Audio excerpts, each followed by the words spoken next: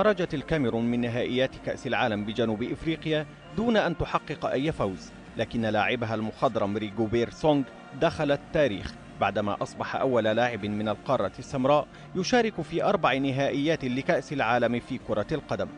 المكان هو جرين بوينت ستاديوم بمدينة كيب تاون، والوقت يشير إلى مرور 73 دقيقة على انطلاق مباراة الكاميرون وهولندا، عندما دفع المدرب بول لوغوين بالمدافع العملاق بدلا من زميله نيكولو وسط حفاوة واضحة من الجماهير الكاميرونية. وبدأ أن تلك الجماهير تستذكر المسيرة الطويلة للاعب عندما شارك في مونديال 1994 وهو في 17 من عمره، ثم شارك في نهائيات 98 و2002.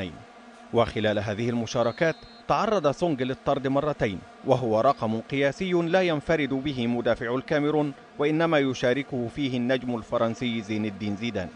وسعى سونغ إلى وضع بصمة تميز ما قد يكون ظهوره الأخير على الصعيد العالمي، فاستغل ركلة ركنية وتقدم لمساندة الهجوم بأمل إحراز هدف، لكن دون جدوى.